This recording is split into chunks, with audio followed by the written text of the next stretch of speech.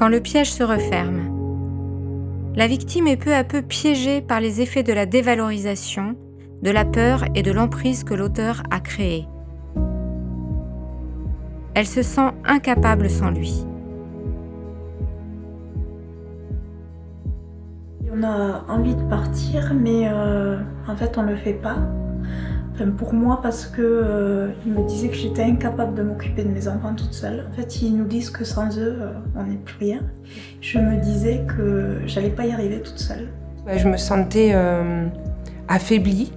Je me sentais pas capable de faire quoi que ce soit sans lui, que je pouvais vivre que grâce à lui par rapport à sa paye. Mais très vite, il a plus voulu que je fasse rien. Je sais pas ce qui s'est passé, je sais pas. Et c'est vrai que j'étais celle qui était incapable de tout faire. Elle est sous son emprise. Il lui donne l'illusion du retour du prince charmant. J'ai dit c'est fini. Et le soir, il est revenu avec un bouquet de roses qui passait pas la porte, quoi. En s'excusant que plus jamais il comprenait pas ce qui était arrivé, que plus jamais ça se passerait. Et donc je l'ai laissé rentrer. On est sous l'emprise, on est prisonnière, oui, c'est ça.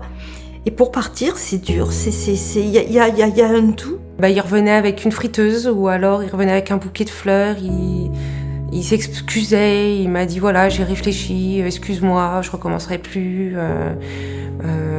C'est vrai que j'ai été un peu loin, mais bon voilà, faut y mettre du tien aussi.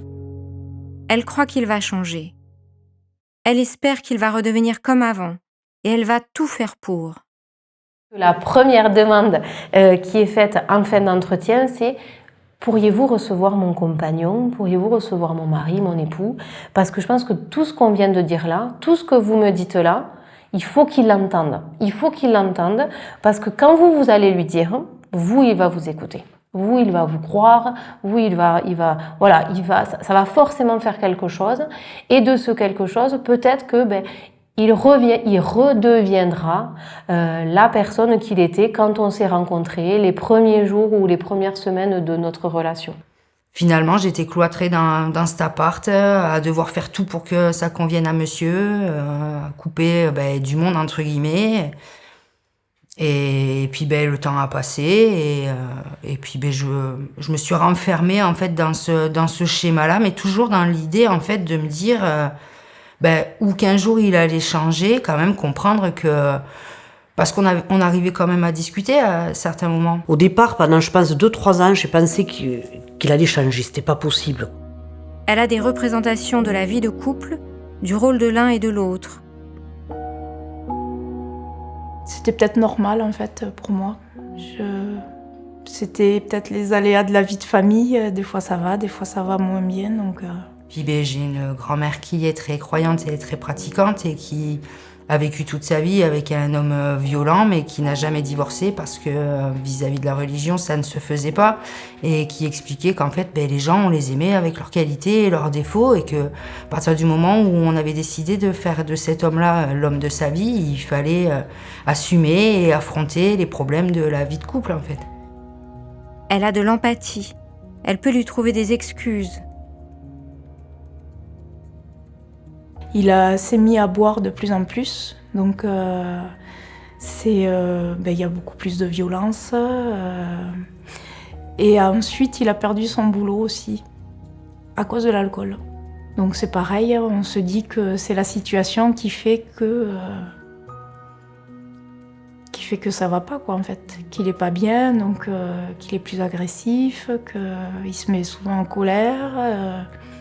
Que les reproches fusent à tout va. Je pense que j'aurais continué encore à lui trouver des excuses, à me rattacher en fait, à me dire mais au moins il m'aime quoi. Elle a peur.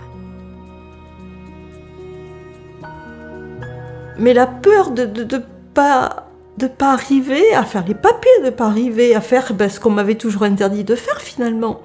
Parce que je me disais mais comment on fait? Puis la peur de l'inconnu, la peur de pas y arriver. De pas m'en sortir, la peur. Mais j'avais trop peur pour le quitter, je pouvais pas. À l'époque, je pouvais pas. Aujourd'hui, je me dis, le jour où je l'ai fait, pourquoi je l'ai pas fait avant? Mais parce que j'y arrivais pas. J'avais trop peur de ce qu'il était capable de faire. C'est vraiment la peur, je crois, la peur de mourir. Je pense que je m'en suis surtout rendu compte, c'est quand il m'a fait des menaces par rapport à mon enfant, quand j'étais enceinte, où il me menaçait que j'aurais jamais la garde, que quand j'accoucherai, il partirait avec. Les violences sont traumatisantes et vont avoir un impact dans le cerveau. Elles vont générer un ensemble de mécanismes de sauvegarde à l'origine de conséquences psychotraumatiques. Quand la victime est confrontée à une situation qui représente un danger pour elle, comme la violence, il se produit une paralysie dans son corps qui l'empêche de réagir. Elle est sans voix, elle a les jambes coupées, elle se retrouve dans un état de sidération. Il va y avoir ce qu'on appelle une paralysie des fonctions supérieures, c'est-à-dire que tout ce qui en fait normalement devrait permettre d'agir, de réagir, d'analyser les violences va être bloqué, et les personnes vont se retrouver vraiment dans une situation où elles vont pas pouvoir parler, crier, se défendre sur le plan psychique, mais aussi sur le plan moteur. Elles vont être aussi immobilisées. Alors c'est souvent ce qu'on peut reprocher aux victimes, c'est pourquoi n'avez-vous pas crié, pourquoi ne vous êtes-vous pas défendu? En fait, c'est tout à fait malheureusement normal par rapport aux violences qui sont exercées. J'ai été piégée tout de suite. Alors évidemment, hein, les gens qui n'ont pas vécu vont vous dire « Oui, mais t'avais qu'à rentrer, hein, tu sais très bien que t'aurais été accueillie à la maison, chez toi, oui, ça c'est sûr. » Je savais plus comment réagir en fait par rapport à lui. Je savais plus comment, quoi dire, comment réagir, parce qu'en fait... on est bloqué parce qu'on a le stress dans le corps, en fait. Et on sait plus, je savais plus. Qu'est-ce qu'il fallait que je fasse? Qu'est-ce qu'il fallait que je dise? Et c'est à partir de cette sidération que va se mettre en place une cascade de conséquences qui vont être extrêmement traumatisantes pour la personne et vont avoir un impact sur sa santé à long terme, que ce soit la santé mentale et la santé physique.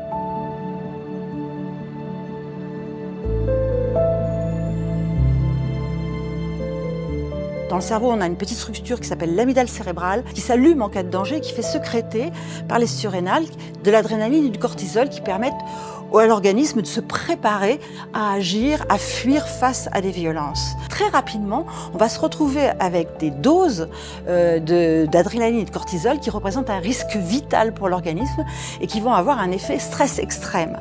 C'est-à-dire qu'avec un impact sur le cœur et sur le cerveau, on peut mourir de stress et on peut avoir des atteintes neurologiques très importantes du fait d'un excès de cortisol.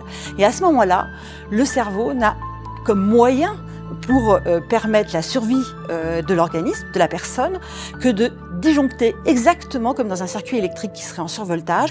Et cette disjonction se fait avec aussi la sécrétion de drogues dures par le cerveau qui font une sorte de cocktail morphine-kétamine qui vont complètement anesthésier la personne physiquement et émotionnellement. Le cerveau serait donc capable de nous anesthésier afin de protéger notre organisme face à une situation de violence. C'est-à-dire que la personne, d'un seul coup, va plus ressentir d'alarme, elle va plus ressentir de stress, elle va plus ressentir de douleur. Et ça va lui donner une sensation d'irréalité, comme si elle était spectatrice de l'événement, comme si elle se regardait, et de dépersonnalisation très très intense, très particulière, et c'est ça qu'on appelle la dissociation traumatique. Cette dissociation traumatique, le fait que la personne soit privée de ses émotions, empêche complètement la personne de pouvoir réagir, de pouvoir aussi trouver des solutions, se battre. Elle est plus du tout, elle est comme vidée, elle va être automatiquement sous emprise de l'agresseur qui va pouvoir faire d'elle ce qu'il veut. Et en fait, ce qu'il a fait, c'est qu'il s'est allongé devant la porte de la chambre pour pas que je parte en pleine nuit avec les enfants et tout ça. Voilà, donc je me suis allongée. Je pense qu'au bout d'un moment de fatigue ou je sais pas quoi, je me suis quand même endormie. Et quand je me suis réveillée le matin, j'étais dans un autre monde, quoi. Donc là, j'étais, je sais pas, en état de choc, je pense. Donc je me suis levée, j'étais déjà habillée, et je lui ai dit, là, laisse-moi sortir, il faut que j'aille au médecin, je me sens vraiment, vraiment pas bien. Et cette dissociation traumatique aussi, ça va faire qu'il va y avoir une tolérance à la douleur, une tolérance aux violences très très particulière. C'est-à-dire que les personnes, elles savent qu'elles vivent des violences, mais c'est comme si elles n'étaient pas graves ou comme si ça ne les concernait pas.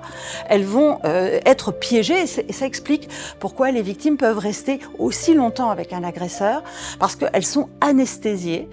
Ce qu'il faut savoir, c'est que tant que le danger perdure, tant que la victime est exposée à l'agresseur, particulièrement dans l'enfance par exemple, dans les couples, quand il y a des maltraitances, des violences sexuelles, elle va rester dissociée. Elle peut rester dissociée 10 minutes, un quart d'heure, mais une journée, mais aussi des mois, des années. Elle peut rester dissociée 10 ans, 20 ans et sembler tolérer des situations intolérables. L'autre grande difficulté, et qui moi est quand même est récurrente, ce sont les petites violences répétées. On s'habitue, enfin voilà, la victime s'habitue.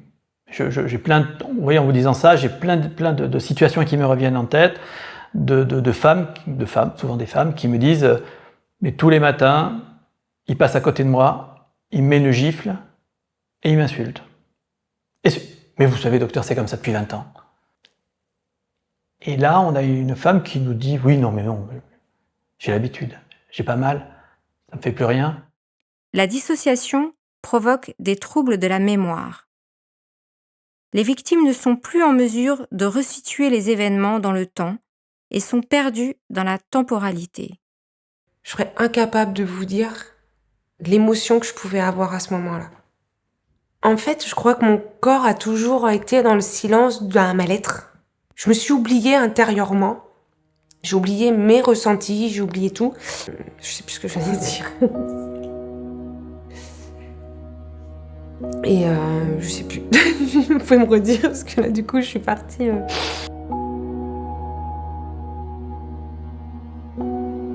En même temps que cette dissociation traumatique, se produit aussi une interruption du circuit de la mémoire qui fait que il va y avoir la mise en place d'une mémoire traumatique qui va pas être intégrée par le cerveau, qui va pas être contextualisée dans le temps et dans l'espace, et qui va faire revivre à l'identique les pires événements. Et ça, c'est la mémoire traumatique, c'est un véritable enfer. Si on a une mémoire traumatique, ça veut dire qu'on a un terrain miné qui peut s'allumer aussitôt qu'un lien, une odeur, un bruit, quelque chose qui réveille les violences. Et je lui ai dit, tu sais, il y a des choses qui remontent, qui reviennent, tout remonte, ma vie remonte. En fait, comme si on était sous l'eau et qu'on remonte à la surface et qu'on revoit petit à petit les épisodes, vous savez, trait par trait, échelle, monter une marche, et on redécouvre ça, et on remonte une marche. Tant que la personne est dissociée, cet enfer-là est dans sa tête, mais c'est un peu comme si elle ne le ressentait pas émotionnellement. Et aussitôt qu'elle ne va plus être dissociée, c'est là où ça va exploser. Et elles revivent des événements, les événements qu'elles ont vécus, elles ont des attaques de panique, des angoisses, elles entendent des phrases de l'agresseur atroces, tu vaux rien, tu mérites ce qui t'est arrivé, tu n'as pas le droit de vivre, etc. Et là, ça m'a rebelote, quoi. Et mon corps, inconsciemment, il a lâché. J'ai fait une crise de tétanie, spasmophilie, je sais pas trop. Je me suis contractée, je tremblais. Les pompiers sont venus me chercher sur mon lieu de travail. Et de là, j'ai jamais remis les pieds là-bas. Donc c'est des conséquences universelles qui touchent toutes les victimes de violences et qui ne sont pas dues à un choix de la victime, mais qui sont liées aux violences. La victime peut s'anesthésier par elle-même. À ce moment-là, les personnes vont devoir mettre en place des stratégies d'évitement ou des stratégies, ce qu'on appelle les conduites dissociantes, c'est-à-dire qu'il va falloir qu'elles se dissocient pour pouvoir s'anesthésier, pour ne pas vivre ces états atroces. Et du coup, c'est comme ça qu'il y a un risque très important de consommer de l'alcool, de la drogue, de se mettre en danger, parce qu'on fait monter la personne, en fait, sans savoir pourquoi, si elle se met en danger, si elle se fait mal, si elle se brûle, si elle se scarifie. Quand elle fait ça, en fait, elle fait monter le stress, elle fait disjoncter le cerveau, et du coup, elle évite de revivre l'événement. J'ai fait de l'anorexie mentale et j'étais à 47 kilos. Je fumais plus de 2 paquets de cigarettes par jour. Alors si le tabac est très mauvais pour la santé, moi, il m'a aidé à survivre. Ça, la cigarette, je sais pas ce que j'aurais fait, parce que ça n'allait pas, je prenais une cigarette, alors des fois, il me les enlevait. Mais on en arrive à des stades, c'est que c'était ma drogue, la cigarette, quoi. Si on a vécu une violence avec des douleurs, les douleurs vont revenir à l'identique, comme si elles se reproduisaient. Ça peut mener les gens aux urgences. Toutes les phrases vont revenir, tous les bruits, et je veux dire, les personnes peuvent même avoir peur d'être folles, tellement c'est violent, tellement c'est énorme, tellement c'est incompréhensible. Et j'ai fait des tentatives de suicide parce qu'il me poussait à bout. Il me poussait dans des états de folie, d'hystérie. C'était... Le psychotrauma n'est pas une fatalité. La réparation est possible. Et cette mémoire traumatique, elle se traite. On peut traiter la mémoire traumatique, on la transforme en mémoire autobiographique, on refait fonctionner les circuits. Les traumas, c'est un peu comme des fractures. On réduit les fractures, en quelque sorte. Et le tissu neurologique se répare, c'est-à-dire que les atteintes neurologiques de départ régressent, les circuits se remettent à fonctionner. Et du coup, la personne, elle a vécu quelque chose de terrible, mais elle ne le revit pas à l'identique. C'est ça toute la différence.